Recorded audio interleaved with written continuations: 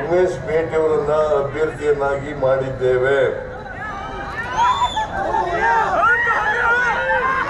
ಮೇಟಿ ಅವರಿಗೆ ಗೌರವ ಬರಬೇಕಾದ್ರೆ, ಅವರ ಆತ್ಮಕ್ಕೆ ಶಾಂತಿ ಸಿಗಬೇಕಾದ್ರೆ ನೀವೆಲ್ಲರೂ ಕೂಡ ಬಾಗಲಕೋಟೆಯ ಜನ, ಬಾಗಲಕೋಟೆ ಮತ್ತು ಗ್ರಾಮೀಣ ಪ್ರದೇಶದ ಜನ ಇವೆಲ್ಲರೂ ಕೂಡ ಉಮೇಶ್ ಮೇಟಿ ಅವರಿಗೆ ಆಶೀರ್ವಾದ ಮಾಡಿ ಅವರನ್ನು ವಿಧಾನಸಭೆಗೆ ಕಳಿಸ್ತಕ್ಕಂಥ ಕೆಲಸವನ್ನ ಮಾಡಿದಾಗ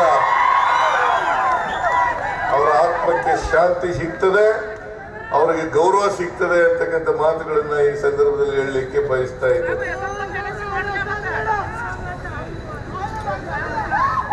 ಅದನ್ನ ನೀವೆಲ್ಲರೂ ಕೂಡ ಮಾಡಬೇಕು. ಕಾಂಗ್ರೆಸ್ ಪಾರ್ಟಿ ಎಲ್ಲರನ್ನೂ ಒಳಗೊಂಡಂತ ಸಮಾಜದಲ್ಲಿರ್ತಕ್ಕಂಥ ಎಲ್ಲ ಜಾತಿ ಧರ್ಮ ಎಲ್ಲ ಜನರನ್ನು ಒಟ್ಟಿಗೆ ತಗೊಂಡು ಹೋಗ್ತಕ್ಕಂಥ ಪಕ್ಷ. ಕಾಂಗ್ರೆಸ್ ಪಕ್ಷ ಮಾತ್ರ ಈ ದೇಶದಲ್ಲಿ ಎಲ್ಲರನ್ನ ಪ್ರತಿನಿಧಿಸ್ತಕ್ಕಂಥ ಯಾವುದಾದ್ರೂ ಪಕ್ಷ ಇದ್ರೆ ಅದು ಕಾಂಗ್ರೆಸ್ ಪಕ್ಷ ಮಾತ್ರ ಅಂತಕ್ಕಂಥ ಮಾತುಗಳನ್ನು ಹೇಳಲಿಕ್ಕೆ ಬಯಸ್ತಾ ಇದ್ದೇವೆ. ಸಾಮಾಜಿಕ ನ್ಯಾಯದಲ್ಲಿ ಬದ್ಧತೆ ಇಟ್ಕೊಂಡಿರ್ತಕ್ಕಂಥ ಪಕ್ಷ ಯಾವುದಾದ್ರೂ ಇದ್ರೆ ಅದು ಕಾಂಗ್ರೆಸ್ ಪಕ್ಷ ಮಾತ್ರ ಅಂತಕ್ಕಂಥ ಮಾತುಗಳನ್ನು ಈ ಸಂದರ್ಭದಲ್ಲಿ ಹೇಳಲಿಕ್ಕೆ ಬಯಸ್ತಾ ಇದ್ದೇನೆ. ಅದರಿಂದ ಸಾಮಾಜಿಕ ನ್ಯಾಯ ಬಸವಣ್ಣವರು ಈ ನಾಡಿನಲ್ಲಿ ಹುಟ್ಟಿದಂಥವ್ರು, ವಿಜಾಪುರದಲ್ಲಿ ಹುಟ್ಟಿದಂಥವ್ರು, ಅವರ ಕಾರ್ಯಕ್ಷೇತ್ರ ಬಸವ ಕಲ್ಯಾಣ. ನಾವು ಬಸವಣ್ಣವರ ಅನುಯಾಯಿ ಅಂತಕ್ಕಂಥ ಮಾತುಗಳನ್ನ ಹೇಳಲಿಕ್ಕೆ ಅತ್ಯಂತ ಹೆಮ್ಮೆ ಅನ್ನಿಸ್ತದೆ ಅಂತಕ್ಕಂಥ ಮಾತುಗಳನ್ನ ಬಸವಣ್ಣನವರನ್ನ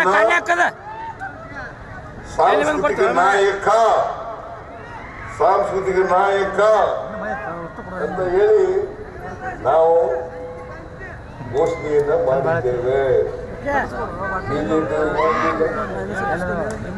ಬಿಜೆಪಿಯವರು ಮಾಡಲಿಲ್ಲ. ಬಹಳ ಮಾತಾಡ್ತಾರೆ, ಹಿಂದೂಗಳ ವಾರಸುದಾರರು ಅಂತಕ್ಕಂಥ ಮಾತುಗಳು. ನಾವೆಲ್ಲ ಹಿಂದೂಗಳಲ್ವಾ? ಉಮೇಶ್ ಮೇಟಿ ಹಿಂದೂ ಅಲ್ವಾ? ಮೇಟಿಯವರು ಹಿಂದೂ ಅಲ್ವಾ? ನಾವೆಲ್ಲ ಹಿಂದೂ ಅಲ್ವಾ? ಹುಟ್ಟಿರೋರೆಲ್ಲ ಹಿಂದೂಗಳಲ್ವಾ?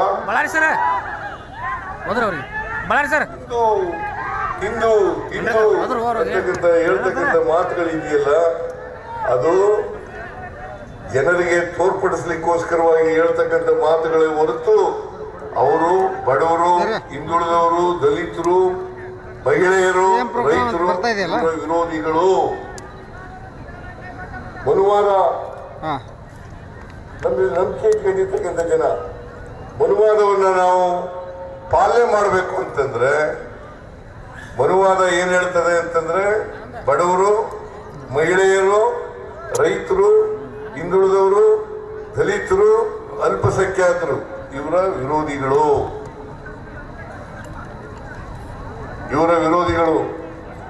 ಅದಕ್ಕೋಸ್ಕರನೇ ನಮ್ಮ ಗ್ಯಾರಂಟಿ ಯೋಜನೆಗಳನ್ನ ವಿರೋಧ ಮಾಡ್ತಕ್ಕಂಥದ್ದು ಅವರು. ನಮ್ಮ ಗ್ಯಾರಂಟಿ ಯೋಜನೆಗಳು ಜನಪರವಾಗಿ ಇಲ್ವಾ? ಅವು ಏನ್ರಿ ಜನಪರವಾಗಿ ಇದ್ದವ? ಇಲ್ಲ.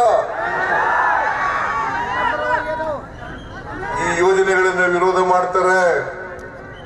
ಕಾರಣ ಯಾಕಪ್ಪ ಅಂತಂದ್ರೆ ಮಹಿಳೆಯರಿಗೆ ಸಾಮಾಜಿಕ ಶಕ್ತಿಯನ್ನು ಕೊಡ್ತಾ ಇದ್ದೀವಿ, ಆರ್ಥಿಕ ಶಕ್ತಿಯನ್ನು ಕೊಡ್ತಾ ಇದ್ದೀವಿ, ದಲಿತರಿಗೆ ಆರ್ಥಿಕ ಶಕ್ತಿಯನ್ನು ಕೊಡ್ತಾ ಇದ್ದೀವಿ, ಹಿಂದುಳಿದವರಿಗೆ ಆರ್ಥಿಕ ಶಕ್ತಿಯನ್ನು ಕೊಡ್ತಾ ಇದ್ದೀವಿ, ಸಾಮಾಜಿಕ ಶಕ್ತಿಯನ್ನು ಕೊಡ್ತಾ ಇದ್ದೀವಿ, ಅಲ್ಪಸಂಖ್ಯಾತರಿಗೆ ಸಾಮಾಜಿಕ ಶಕ್ತಿ.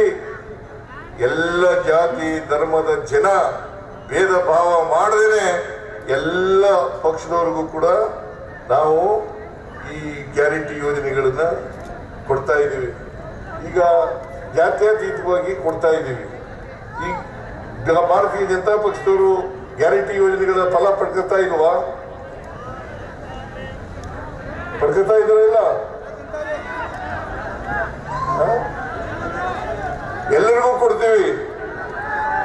ಫೆಬ್ರವರಿವರೆಗೆ, ಈ ವರ್ಷದ ಫೆಬ್ರವರಿಗೆ 1,21,000ಕ್ಕೂ ಹೆಚ್ಚು ಕೋಟಿ ರೂಪಾಯಿಗಳನ್ನ ಖರ್ಚು ಮಾಡಿದ್ದೇವೆ.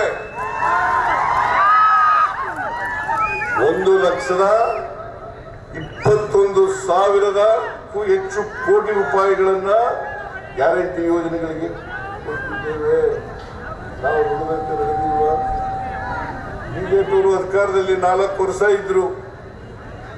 4 ವರ್ಷದಲ್ಲಿ ಏನ್ ಮಾಡಿದ್ದಾರೆ ಹೇಳಿ ನೋಡೋಣ.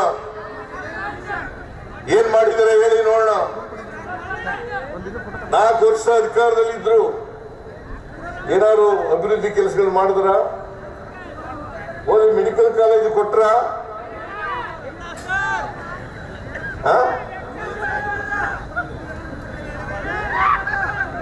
ಅಪ್ಪರ್ ಕೃಷ್ಣ 3ನೇ ಹಂತದ ಯೋಜನೆ, ಅಲ್ಲಿ ಜಮೀನು ಕಳ್ಕೊಂಡಿರ್ತಕ್ಕಂಥ ಜಮೀನ್ದಾರರಿಗೆ ಪರಿಹಾರ ಕೊಡ್ತಕ್ಕಂಥ ಕೆಲಸ ಮಾಡಿದ್ರ? ಏನ್ರಿ JT ಪಾಟೀಲ್ರೆ, ಕೊಟ್ರೇನ್ರಿ? ಕೊಡ್ಲಿಲ್ಲ. ಈಗ ಟೀಕೆ ಮಾಡ್ತಾರೆ. ಟೀಕೆ ಮಾಡಕ್ಕೆ ಏನಂತೆ? ಸುಳ್ಳು ಹೇಳೋದ್ರಲ್ಲಿ ನಿಸ್ಸೀಮರು,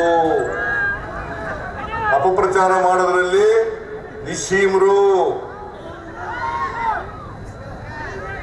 ಯಾವಾಗ ಬಿಜೆಪಿ ಸುಳ್ಳು ಹೇಳೋದು ಬಿಟ್ರೆ ಅವರ ಜೀವನದಲ್ಲಿ ಅಭಿವೃದ್ಧಿ ಕೆಲಸಗಳನ್ನ ಮಾಡಿಲ್ಲ. ಹಿಂದೆ 5 ವರ್ಷ ಇದ್ರು. ಯಡಿಯೂರಪ್ಪನವರು ಮುಖ್ಯಮಂತ್ರಿ ಆಗಿದ್ರು, ಜಗದೀಶ್ ಶೆಟ್ಟರ್ ಮುಖ್ಯಮಂತ್ರಿ ಆಗಿದ್ರು. ಎಂತದ ಗೌಡ ಅವನು ಸದಾನಂದ ಗೌಡ ಮುಖ್ಯಮಂತ್ರಿ ಆಗಿದ್ರು. 3 ವರ್ಷದಲ್ಲಿ ಏನಾದ್ರು ಮಾಡಿದ್ರ? ಅವರು ನುಡಿದಂತೆ ನಡೆದ್ರ? ಮಾಡಲಿಲ್ಲ. 2018ರಲ್ಲಿ ಪ್ರಣಾಳಿಕೆ ಹೊರಡಿಸಿದ್ರು. 2018ರಲ್ಲಿ 600 ಭರವಸೆಗಳನ್ನು ಕೊಟ್ಟರು. 600 ಭರವಸೆಗಳನ್ನು ಕೊಟ್ಟರು. 600 ಭರವಸೆಗಳಲ್ಲಿ 10% ಕೂಡ ಜಾರಿ ಮಾಡಲಿಕ್ಕೆ ಹೋಗಲಿಲ್ಲ. 10% ಕೂಡ ಜಾರಿ ಮಾಡಲಿಲ್ಲ. ಅವ್ರಿಗೆ ಓಟ್ ಹಾಕ್ಬೇಕಾ?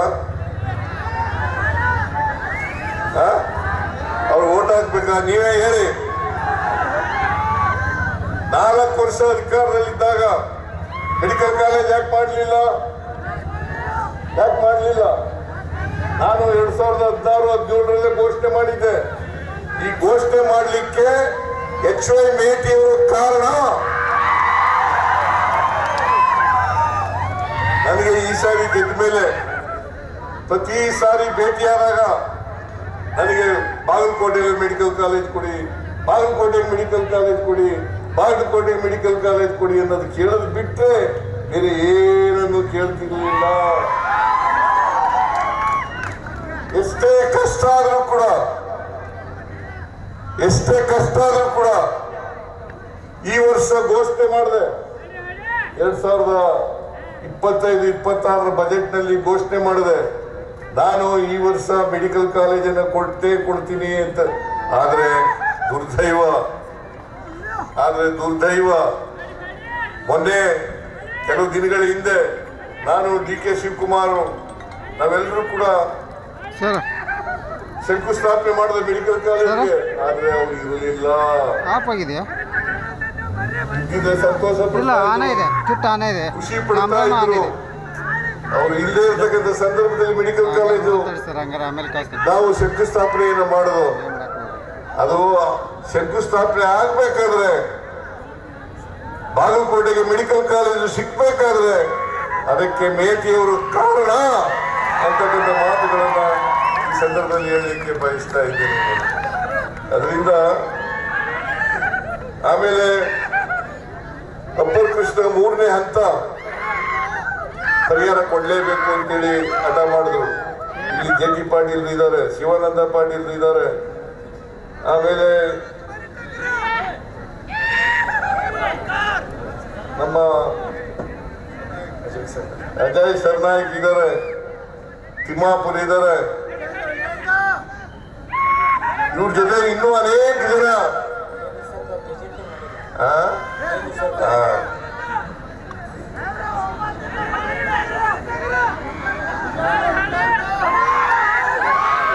ಇವತ್ತವರಿಗೆ ಪರಿಹಾರ ಕೊಡ್ಲಿಲ್ಲ.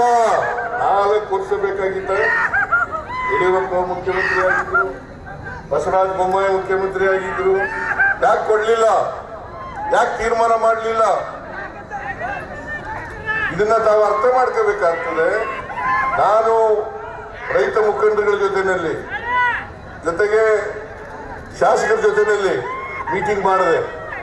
ಒಂದೇ ಹಂತದಲ್ಲಿ ಕನ್ಸೆಂಟ್ ಮೂಲಕ, ಒಪ್ಪಂದದ ಮೂಲಕ ಪರಿಹಾರವನ್ನು ಕೊಡಬೇಕು ಅಂತಕ್ಕಂಥದ್ದು ತೀರ್ಮಾನ ಮಾಡಿ 1 ಎಕರೆ ತರಿ ಜಮೀನಿಗೆ, ನೀರಾವರಿ ಜಮೀನಿಗೆ 40 ಲಕ್ಷ ರೂಪಾಯಿಗಳು,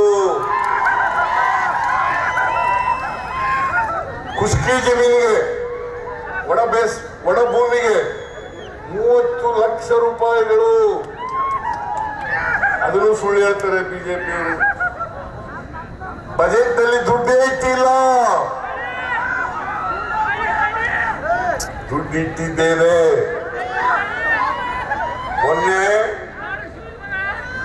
ಮೊನ್ನೆ ಶಂಕುಸ್ಥಾಪನೆ ಮಾಡಿದಾಗ ಚೆಕ್ಗಳನ್ನು ವಿತರಣೆ ಮಾಡಿದ್ದೇವೆ. ಮಾಡಿದೀವ ಇಲ್ಲ? ಏನ್ರಿ ಜೆ.ಡಿ. ಪಾಟೀಲ್, ಈ ವರ್ಷ ಎಷ್ಟು ದುಡ್ಡು ಆಗ್ತದೆ, ಯಾರ್ಯಾರು ಮುಂದೆ ಬರ್ತಾರೆ ಕನ್ಸೆಂಟ್ ಆಗಿ ಜಮೀನನ್ನು ಕೊಡ್ಲಿಕ್ಕೆ, ಅವರೆಲ್ಲರಿಗೂ ಕೂಡ ಹಣ ಕೊಟ್ಟೇ ಕೊಡ್ತೀವಿ, ಪರಿಹಾರ ಕೊಟ್ಟೇ ಕೊಡ್ತೀವಿ. ಬಿಜೆಪಿಯವರು ಅಧಿಕಾರದಲ್ಲಿ ಇದ್ದಾರಲ್ಲ, ಕೇಂದ್ರದಲ್ಲಿ ಅಧಿಕಾರದಲ್ಲಿ ಇದ್ದಾರಲ್ಲ, ಇವತ್ತವರಿಗೆ ಗೆಜೆಟ್ ನೋಟಿಫಿಕೇಶನ್ ಮಾಡಿದಾರ? ಗೆಜೆಟ್ ನೋಟಿಫಿಕೇಶನ್ ಮಾಡಿದ್ದಾರೆ ಅಂದ್ರೆ 13 ವರ್ಷಗಳಾಯ್ತು. 13 ವರ್ಷ ಆಯ್ತು. ಗೆಜೆಟ್ ನೋಟಿಫಿಕೇಶನ್ ಮಾಡಲಿಲ್ಲ. ನಾನು ಡಿ.ಕೆ. ಶಿವಕುಮಾರ್ ಅನೇಕ ಸಾರಿ ಭೇಟಿ ಮಾಡಿದ. ಇವತ್ತಿನವರಿಗೆ ಗೆಜೆಟ್ ನೋಟಿಫಿಕೇಶನ್ ಮಾಡಲಿಲ್ಲ.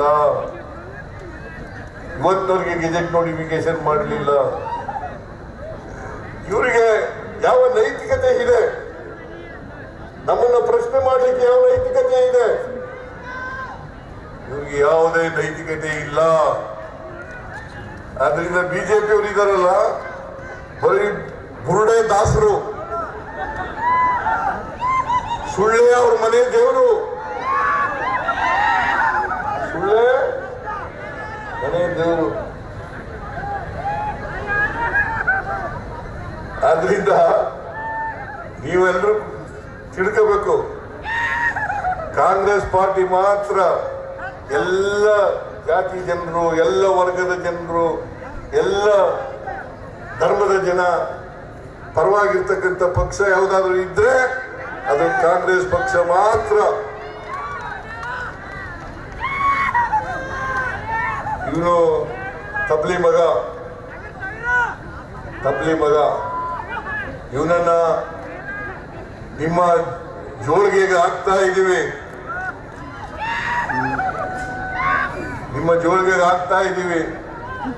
ಇವರಿಗೆ ಆಶೀರ್ವಾದ ಮಾಡತಕ್ಕಂಥದ್ದು ನಿಮ್ಮ ಜವಾಬ್ದಾರಿ ಅಂತಕ್ಕಂಥ ಮಾತುಗಳನ್ನ ಹೇಳಲಿಕ್ಕೆ ಬಯಸ್ತಾ ಇದ್ದೇನೆ. ಬಿಜೆಪಿಯವರ ಆಸೆ ಆಮಿಷಗಳಿಗೆ ಒಳಗಾಗಬೇಡಿ.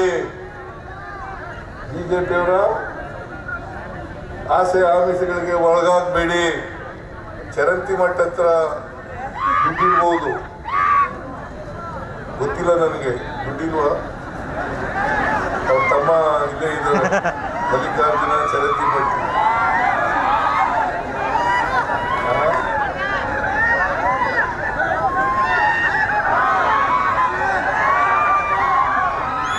ನಾನು ಹಣಕಾಸು ಮುಖ್ಯಮಂತ್ರಿ ಆಗಿರುವಾಗ ಆಗಲೇ ಚರಂತಿ ಮಠ ಅವರ ವಿದ್ಯಾಸಂಸ್ಥೆಗಳಿಗೆ 100 ಎಕರೆ ಜಮೀನನ್ನು ಕೊಟ್ಟದ್ದು ಜೆ.ಎಚ್. ಪಟೇಲ್.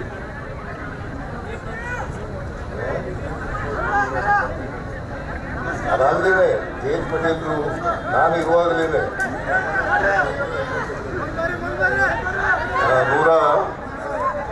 250 ಇನ್ನೂ ಜಾಸ್ತಿ ಹೇಳ್ತಾ ಇದ್ದಾರೆ ಅವರು. ಅವ್ರ ತಮ್ಮ, ಸ್ವಂತ ತಮ್ಮ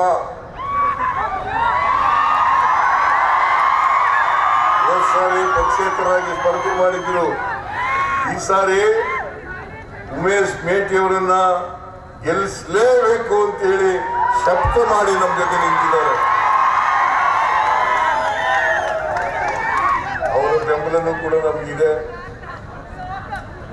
ನಿಮ್ಮ ಬೆಂಬಲನೂ ಕೂಡ ನಮಗಿದೆ, ನಿಮ್ಮ ಆಶೀರ್ವಾದ, ಜನರ ಆಶೀರ್ವಾದ ನಮ್ಮ ಮೇಲಿದೆ.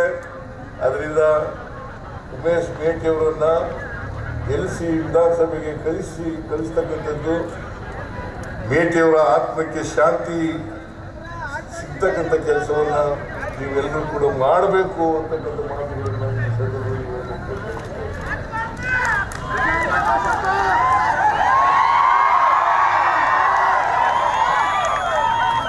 ನಾನು